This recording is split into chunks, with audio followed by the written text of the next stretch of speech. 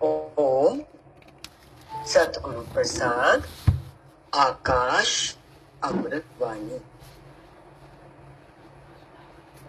नींव के बिना मकान नहीं बनता। नींव के बिना मकान नहीं बनता।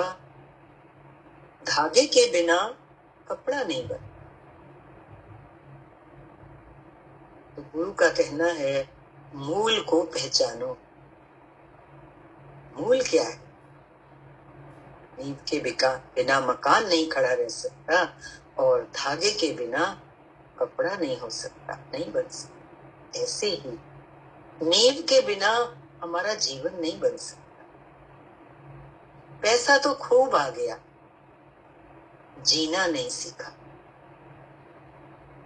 धन की कितनी ऊंची इमारत खड़ी कर लो, पहाड़ लगा लो धन का, लेकिन यदि जीना नहीं आया, नींव नहीं बनी, तो वो धन किस काम का? और देखते भी हैं, बिना सत्य को समझे संसार से चले जाते हैं। इस तरह दुखी होकर। क्यों? कि जो इकट्ठा किया उसको छोड़ने का दुख होता है। गुरु कह रहे हैं, मूल सत्य को जानो। जगत तो दिखता है इन चरों के चक्षुओं से, लेकिन वो जो नींव है, वो जो जगत का जगदीश है, हमारी आत्मा के रूप, वो हमारी नींव है। उसको कैसे जाने? विवेक सदाचार। आज भजन में आया, बालक हैं हम सब। ये भजन प्रार्थना है एक तरीके से, बहुत प्यारी प्रार्थना है। इसके एक एक शब्द पे यदि हम ध्यान, बालक हैं हम सब। वो इस सृष्टि का मालिक, वो राजा, वो राजा है सृष्टि का। तो फिर हम कौन? हम सब राजकुमार। राजा का बेटा राजा ही होगा, राजकुमार ही होगा। इस पर एक दृष्टांत याद आ रहा है। एक राजा के 3 पुत्र। राजा वृद्ध हो रहा था।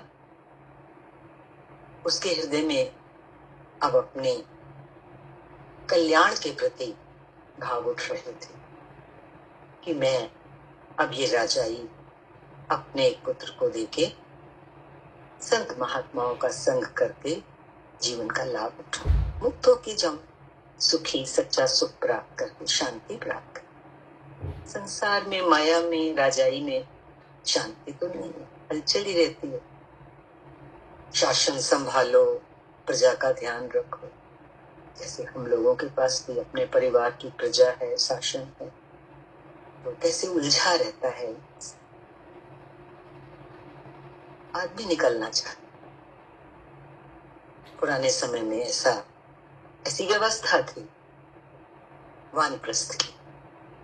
अच्छे प्रबंध थे, आजकल तो नहीं है, शिक्षा भी नहीं। तो गुरु हमें उसी हिसाब से रास्ता भी देते। तो राजा ने सोचा कि 3 पुत्र हैं, किसको दूं ये राजा, जो इस जिम्मेवारी को, दायित्व को अच्छे से संभाल सके, प्रजा सुखी रहे। तो परीक्षा हेतु उसने अपने 3 पुत्रों को थोड़ा थोड़ा धन दिया, बहुत ज्यादा नहीं, और कहा, उन 3 राजकुमारों के अपने अपने महल थे, और राजा ने पुत्रों को बोला कि मैं 1 महीने के लिए बाहर जा रहा हूं, जब तक मैं वापस आऊं, इस धन से तुम अपने अपने महलों को भर देना। राजा ऐसा कहकर चला जाता है। 3 पुत्र बाद में विचार करने लगते हैं अपने अपने महल में जाकर, धन तो बहुत थोड़ा है, जैसे मानो 100, 500, 1000 रुपए, इतना बड़ा महल कैसे भरे। उनमें से एक पुत्र जुआ खेलने का आदि था। उसके मन में आया, क्यों ना मैं इस थोड़े से धन को बढ़ा लूं, जुए में दाव पे लगा के खूब धन कमा के फिर इस महल को सोने चांदी से भर दूं, राजा प्रसन्न हो जाएगा। दूसरा पुत्र सोच में पड़ गया, वो थोड़ा मूढ़ था। उसने कहा इतने से पैसों में क्या आ सकता है, ऐसा करता हूं, सारे महल को भरना है तो मैं, जो बड़े बड़े कूड़ा घर होते हैं वो तो कूड़ा बेदामी मिल जाएगा, बल्कि मुफ्त में ही मिल जाएगा, लाके उस कूड़े से पूरे महल को भर देता हूं। भरना ही तो है, पिता ने क्या कहा, भर लो, भर दो अपने महल। तीसरा विवेकवान था, उसने बहुत उज्जवल कार्य किया, विवेक से काम लिया ना। उसने उस धन से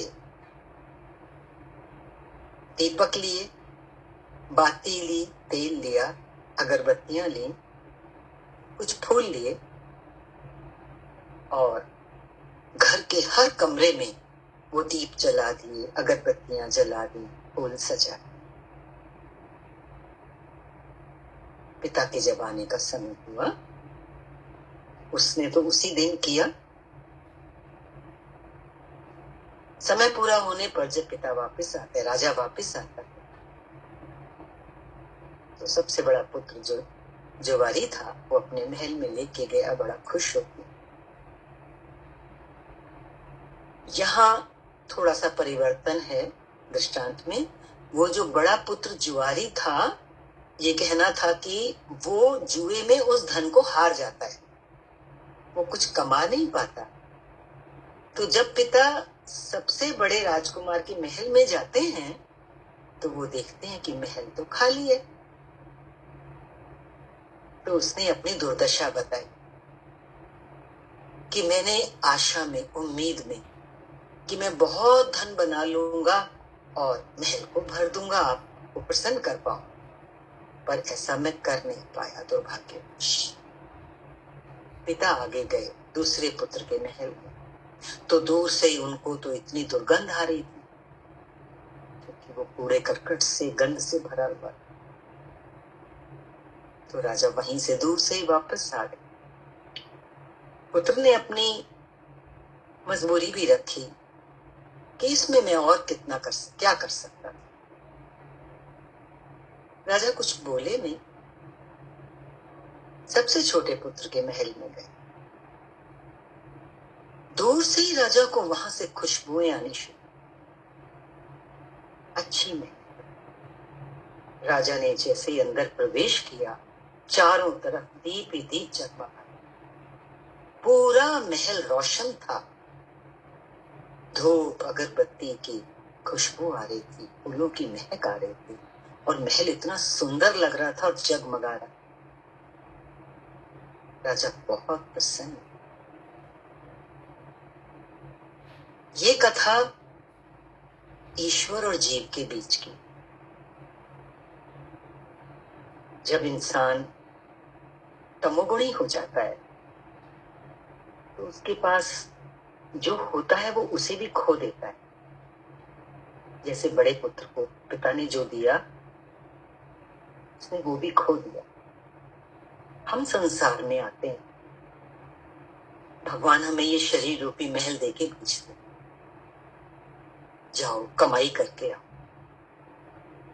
तो क्या होता है, अंत में जो वो हमें देके भेजता है वो भी हम यहाँ पे लुटा के, छोड़ के खाली हाथ चले जाते। खाली, उसका महल खाली था, हम भी खाली हाथ पहुंच जाते हैं भगवान के साथ। दूसरा पुत्र, वो भी ये जो संसार में भ्रमण कर रहा है जीव, वही है। जीव क्या कर रहा है, संग्रह, वो भोगों का संग्रह कर रहा है।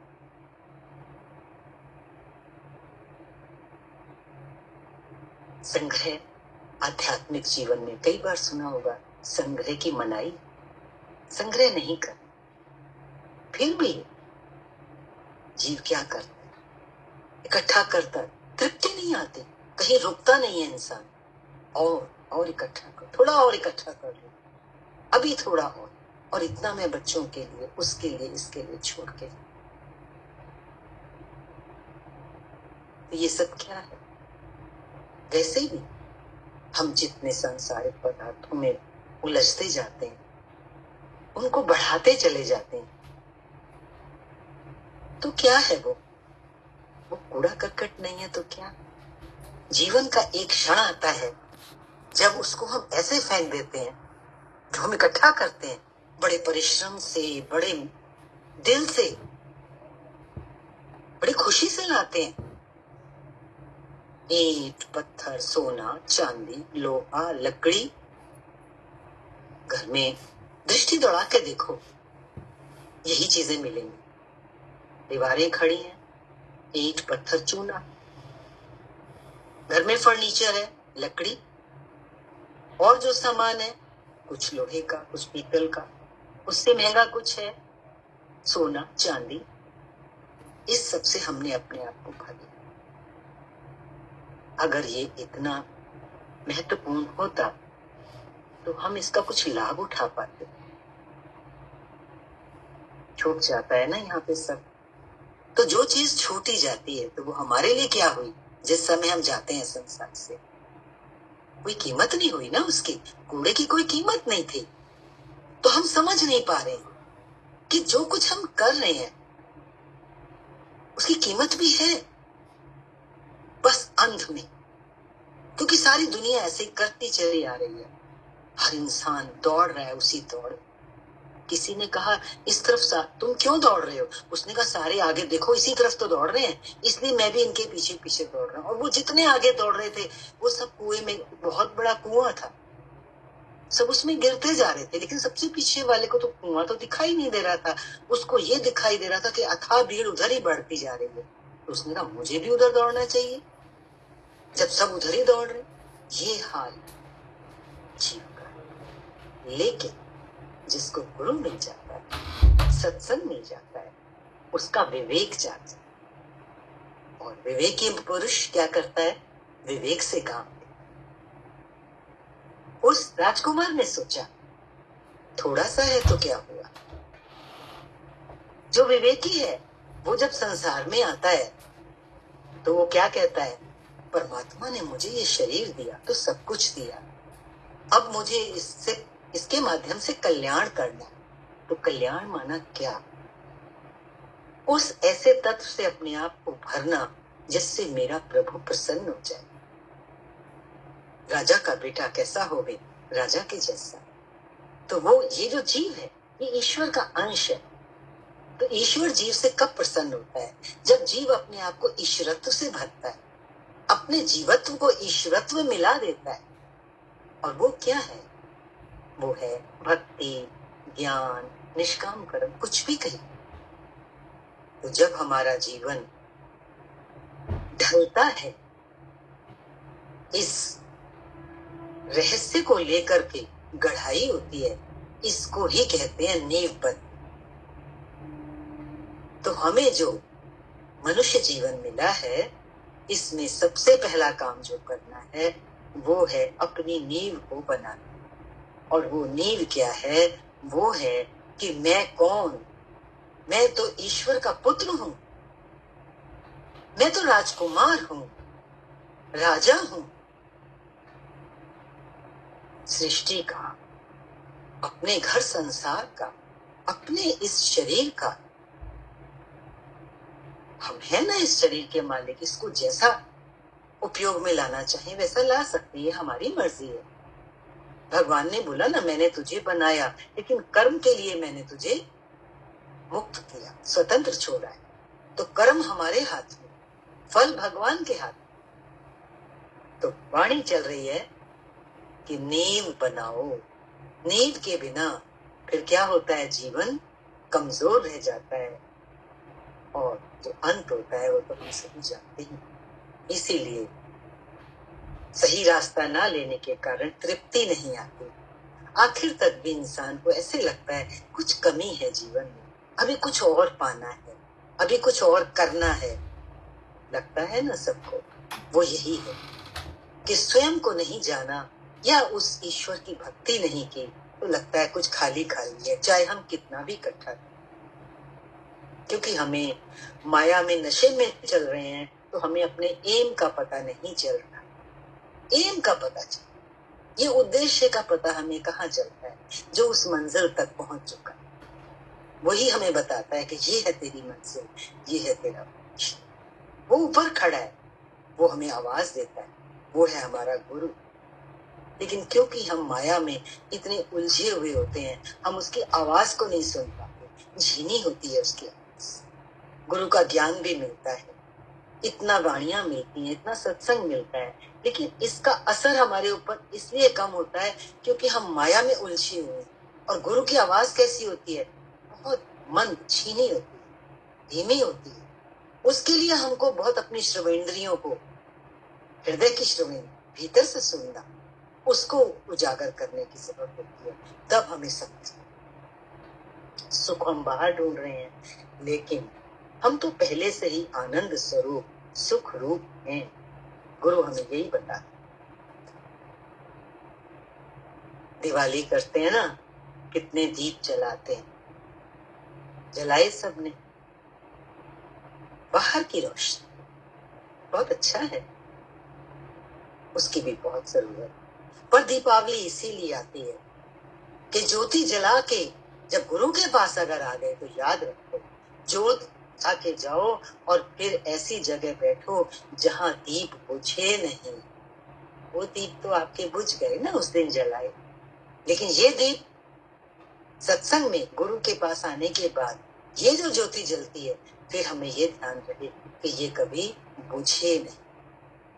भीतर का दीपक, आत्मा का दीपक, रोशनी हो जाए मेरा ये महल, ये शरीर रूपी महल के भीतर ऐसा दीवा जले कि जन्म जन्म तक ये जगमगाता रहे, जैसे उसका सारा महल जगमगा रहा, जहां तरफ रोशनी थी।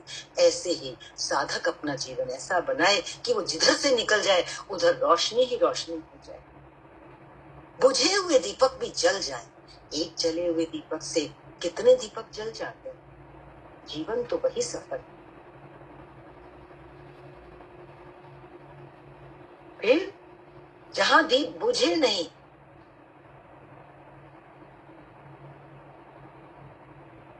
अब दीप कहां नहीं बुझेगा, बाहर रख दो दीपक को, हवा से बुझ जाता है। हम भी फिर परहेज में रहे, संसारियों का संग नहीं करें, क्योंकि वो संसार की हवा लेके आते हैं, दीपक बुझ जाता है। तो उसके लिए गुरु कह रहे हैं मौन में रहो। साधना तो करनी पड़ेगी ना, इतना सत्संग सुन रहे हैं तो डरना नहीं कि मौन करनी तो बहुत मुश्किल है। मुश्किल नहीं है, जो चीज हमें अच्छी लगने लगती है ना वो आसान लगती है। फिर जब तक हमें वो चीज प्रिय नहीं लग रही तभी तक हमें मुश्किल लगती है। देखो, जिस बच्चे को मैथ्स में इंटरेस्ट आता है ना, वो बच्चा कहता है मैथ्स तो बड़ा इजी है, और जिसको इंटरेस्ट नहीं होता उसके लिए मैथ सबसे मुश्किल सब्जेक्ट होता है। वही तो हमारी बात है, हमारा इंटरेस्ट। अगर हमारा इंटरेस्ट अपने उद्धार में होगा, कल्याण में होगा, तो हमें मौन रहना भी प्रिय लगे। क्यों बोले, फालतू शब्दों का इस्तेमाल क्यों कर? गुरु तो कहते हैं ना वेग। अब जीवन में देखना, व्यवहारिक स्तर पर हम क्यों बोलते हैं? क्योंकि हमारे अंदर एक वाणी का वेग होता है। वेग अंदर में आया, ये बोल दो, और बोल देते। तो मौन करने के लिए ऐसे नहीं कह रहे कि आप अपने मुंह को सिल के कमरा बंद करके बैठ। मौन का मतलब है हम चार जन के बीच में ही हैं, बाकी लोग कुछ बात कर, कोई विषय पर चर्चा हो रही है, मेरे अंदर भी आ रहा है कि मैं ये बात बोल दूं, तो थोड़ा 2 सेकंड रुक के देखो, क्या मेरे बोले बिना भी चल सकता है? चल सकता है। वो वेग आएगा कि मैं बोल दूं, उस वेग को रोकना है, मौन नहीं करना। आप बैठिए सबके बीच में, लेकिन अंदर में जो उबाल उठा, मैं बोल दूं, बस वही उसको, वाणी का वेग, ये अभ्यास है। बोला ना, कितना समय व्यर्थ करते हैं, देह की बातें करते हैं, 4 जन बैठते हैं तो कौन सी बातें होती है? देह की बातें होती है। आप कैसे, आपके घर के लोग कैसे, क्या हो रहा है, क्या चल रहा है। जब भी मिलोगे तो यही बात करो, नहीं तो कुछ बात होती ही नहीं है सर।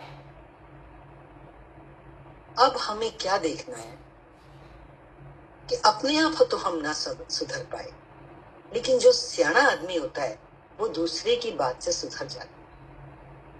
अब हमारे लिए कौन है जिसको देख के हम सुधर सकते हैं? हमें गुरु मिले। गुरु की जो इतनी ऊंची वाणियां हमें मिलती हैं, अंदर में क्या लगता है ये वाणी कहां से आती होगी गुरु के? जानते हो? मौन की स्थिति से। जो जितना मौन रह सकता है उसके अंदर सत्य उतना ही झलकने लगता है, चमकता है सत्य। वाणी में बहुत शक्ति होती है, उस शक्ति को हम बहा देते हैं। और सतगुरु क्या करते हैं? सतपुरुष उस शक्ति को अंदर ही अंदर संजोते हैं, इकट्ठा करते हैं, और वहीं से फिर सत्य की वाणी निकलती है। हम भी ऐसा कर सकते हैं और करना ही है। यदि हम नहीं करते हैं तो क्या होता है? बोलते बोलते बोलते बोलते क्या हुआ? अपना जीव भाव भी बढ़ा। आखिर कैसे क्षीण होगा हमारा ये जीव भाव? कहीं से तो शुरू करेंगे। घर गृहस्थ में गुरु ने रखा है हमको, तो वही हमारा कुछ अभ्यास ऐसा शुरू होगा जिससे हम भीतर प्रवेश करें। सियाना आदमी दूसरे की बात से सुधर जाता है। उसने देखा मेरा गुरु का आदर्श क्या है, और दूसरा खुद गलती करके सीखता है। 10 बार हम बोलते हैं सबके बीच में, फिर हम मात खाते हैं, फिर हमें दुख होता है, हम पछताते हैं, फिर हम कहते हैं क्या बोलना, क्यों किसी को जवाब दे। तो गुरु जब समझा रहे हैं तो हम गुरु के समझाने से ही समझ जाएं। गुरु का जीवन देखें, कैसे देखो। दादा भगवान अपने लिए कह रहे हैं, जब देखो इंसान के पास सत्य की शक्ति होती है तो फिर वो क्या करता है? ये शक्ति संजोने का रास्ता है। दादा भगवान अपने लिए कह रहे हैं, हम 84 साल की उम्र में भी भक्तों के घर जाते थे, टूर करते थे। मुश्किल होता है कहीं आना जाना है, लेकिन दादा भगवान करते थे क्योंकि भक्त चाहते थे कि गुरु हमारे घर आए, हमारे पास रहें, दादा मेरे घर में रहें। दूसरा कहता था दादा आए तो मेरे घर में रहें। तो दादा कह रहे हैं उनका प्यार मुझे लेके जाता था। हर एक को अपने अंदर का पता है। दादा का प्यार खींचता था ना भक्तों को, तो अपने अंदर पता है ना कि गुरु के प्रति हम कितने सच्चे हैं। हर कोई जानता है मैं कितना सच्चा हूं। तभी तो हमेशा ये बात आती है ना, श्रद्धावान लभते ज्ञान। गुरु में तो विश्वास करते हैं, अब अपने में भी विश्वास करें। क्या विश्वास करना है? मैं अंदर में सच को पाना चाहता हूं, मैं सच्चा हूं। अंदर में कभी आता भी है, पता नहीं मेरी साधना कैसी चल रही है, मुझे इस चीज की जरूरत भी है कि नहीं। ये शक शंकाएं हम न, पहला विश्वास अपने अंदर जगा तो गुरु के अंदर भी विश्वास पक्का होगा। वही है श्रद्धावान लभते ज्ञान। कहना ये चाह रहे हैं, श्रद्धा अपने से शुरू करके फिर गुरु में दृढ़ हो जाती है। आज थोड़ा संक्षेप में ही रख लेते हैं, वाणी को यहीं विराम देते हैं। हरिओम, शांति शांति शांति।